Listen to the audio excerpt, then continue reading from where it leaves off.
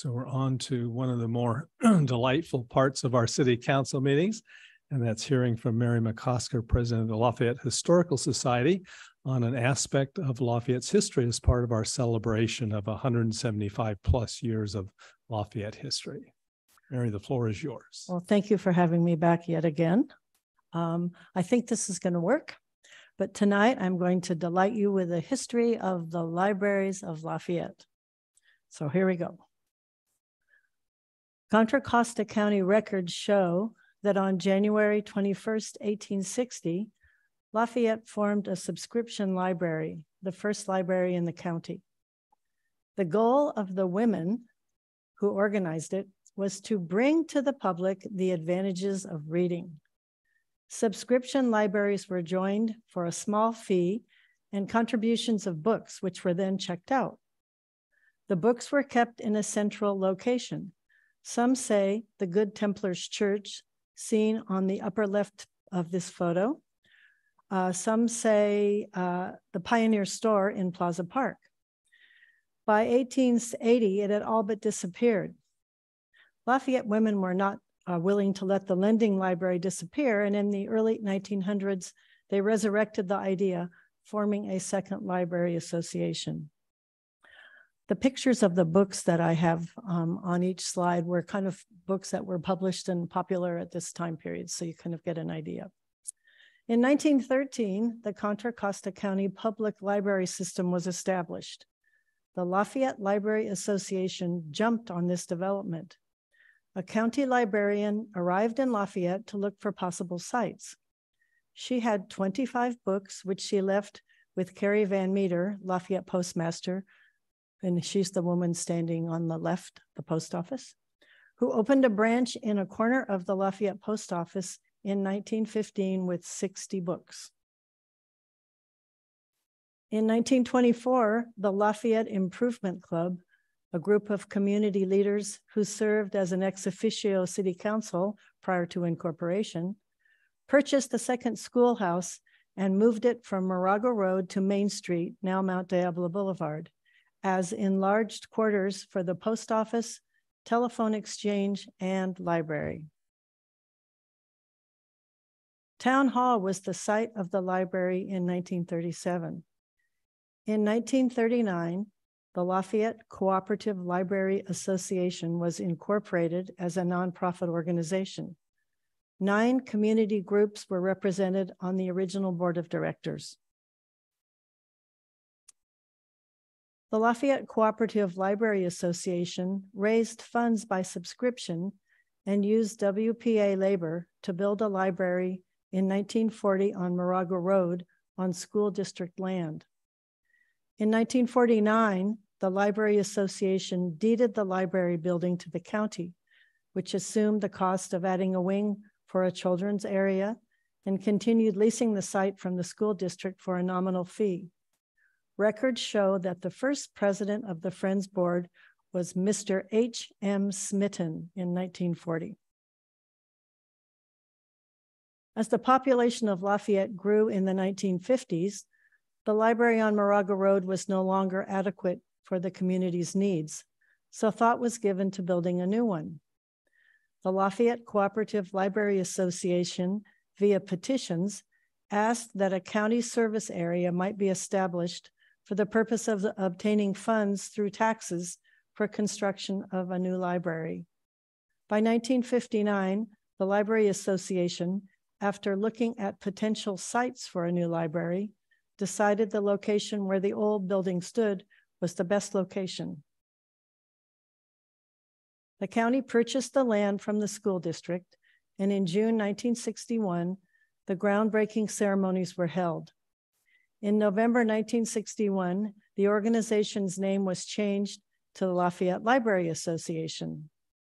On March 25th, 1962, the new library was dedicated. The first woman president of the Friends was Dorothy Mutnick in 1961. In 1967, a book barrel was obtained as a gift from Gump's, and on May 13th of that year, the first annual sale of gently used books was held in the library parking lot. 5,000 donated books were sold and $600 was raised. An historical committee was formed under a joint funding agreement with the Lafayette Design Project and began to collect and file valuable historical documents, photographs, and memorabilia. This committee became the Lafayette Historical Society. In 1973, the Lafayette Library Association became the Friends of the Lafayette Library. My mother, June Stewart, was the president of the Friends that year. The bookmark contest has continued annually since it began in 1987. Each year, hundreds of entries are submitted by Lafayette students, and a winner from each grade level, from kindergarten to 8th grade, is chosen. In addition, Hall of Fame awards are given to students who have previously won and continue to show exemplary artistic ability. In 1980, a two-day book sale raised $2,100. In April 1984, the book room opened at the Lafayette Community Center and had sales twice a month on Saturdays. In 1985, the sales made $7,974, and in 1986, $9,695. From May of 1967 through November of 1998, book sales had earned over $300,000. Funds raised in the book room were used to purchase books and other amenities for the library. In 1983, the Friends purchased new carpeting for the library at a cost of $12,000. In 1989, $30,000 was spent revamping the parking lot and courtyard, providing a beautiful entrance to the library. In 1990, a special teen area was created, and in 1992, new children's tables and chairs were purchased by the Friends. By the 1990s, it was apparent that the current library was inadequate for Lafayette's needs. Library Vision 2000 brought together members of the community to plan for a new library. The public campaign began in April 2007. A new site was chosen, and construction began in late 2007. The Lafayette Library and Learning Center opened its doors in November of 2009. The building includes the Library Foundation, the Friends Corner Bookshop, and the Lafayette Historical Society, and Old Betsy, the 1920s Model T fire engine. The library was built with funding from an $11.9 million state grant and generous corporate and community donations. The Friends of the Library gave the first donation of $1 million for this state-of-the-art library.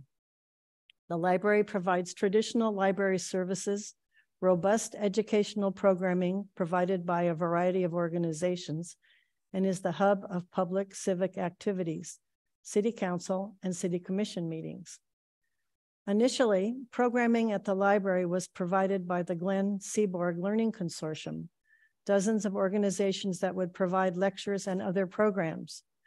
Over time, the Friends Foundation, the librarians, largely supported by the Friends, the Historical Society, and various renters like the Osher Lifelong Learning Institute brought much more programming to the library, and the role of the consortium declined.